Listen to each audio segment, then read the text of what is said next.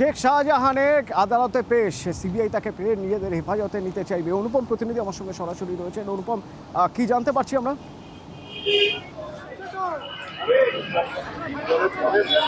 হ্যাঁ দেখো অতনুদা, এই যে বসিরহাট 4 দিনের সিবিআই হেফাজতের পর আজ শেখ শাহজাহানকে বসিরহাট মহকুমা আদালতে আবার তোলা হয়েছে।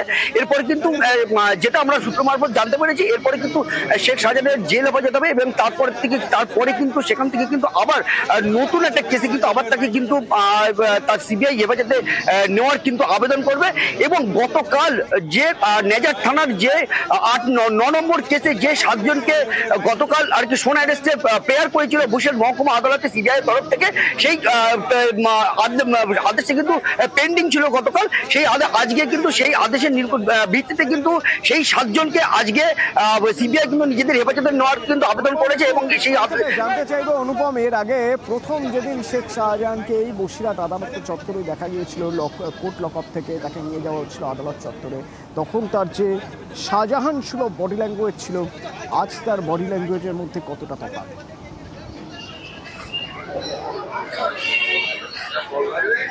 একদমই অতনুদা, এই যে প্রথম যেদিন শেখ শাহজাহান অ্যারেস্ট হলো এবং তারপরে যখন বসিরহাট আদালতে তোলা হলো, সেই দিনকার যে তার বডি ল্যাঙ্গুয়েজ ছিল, সেদিনকার তার যে হাবভাব ছিল বা তার যে চাল চলন ছিল বা তার যে হাত নাড়ানোর যে ভঙ্গিমা ছিল, আজকে কিন্তু তার কিন্তু একদম পুরো কিন্তু 180 ডিগ্রি ঘুরে গেছে। তার কারণ আজকে আওয়াজ নেই, সে একদম নীরব এবং কিন্তু চুপচাপ কিন্তু কোর্টের মধ্যে চলে গেল। আদালতের যে কোর্ট লকআপ সেখানে কিন্তু চলে গেল, তার মুখে কিন্তু কোনো আওয়াজ নেই, একদম 80 ডিগ্রি কিন্তু পুরো ঘুরে গেছে তার বডি ল্যাঙ্গুয়েজ।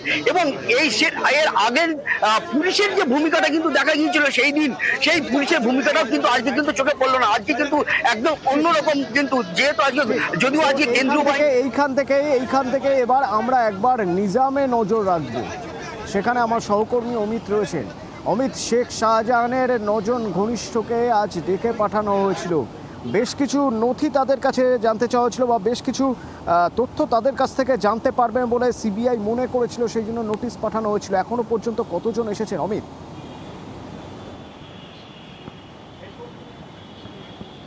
প্রথমেই তোমাকে জানিয়ে রাখবো, আজকে উল্লেখযোগ্য যে নামটি ছিল শেখ শাহজাহানের ভাই আলমগীর, তাকে আজকে সকাল 11টার মধ্যে সিবিআই দপ্তরে আসতে বলা হয়েছিল, কিন্তু এখন নির্ধারিত সময়ের অনেকটা সময় পেরিয়ে গেছে। এখন 12:49 ঘড়িতে প্রায় 2 ঘন্টা হতে ছিল নির্ধারিত সময় পেরিয়ে যাওয়ার পরেও আলমগীর কিন্তু আজকে হাজির এখনও পর্যন্ত দেননি। অন্যদিকে আরও একটি গুরুত্বপূর্ণ নাম মাহফুজা মোল্লা, যার সঙ্গে একাধিকবার 5 জানুয়ারি একাধিকবার টেলিফোনিক কনভারসেশন রয়েছে শেখ শাহজাহানের। এই মাহফুজা মোল্লা, যিনি সন্দেশখালী ব্লক 1-এর টিএমসিপির প্রেসিডেন্ট, তিনি একসঙ্গে একাধিক লোক সেখানে জড়ো করেছিলেন বা হামলার নেতৃত্ব দিয়েছিলেন জিয়াউদ্দিনের সঙ্গে, সেই তথ্য সিবিআই আধিকারিকদের হাতে আছে। এই মাহফুজা মোল্লাও কিন্তু এখনও পর্যন্ত আসেনি।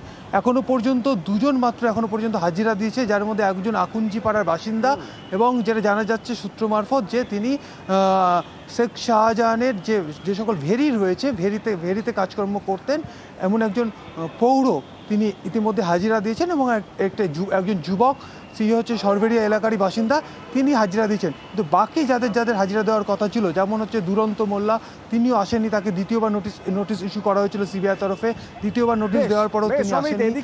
সেদিন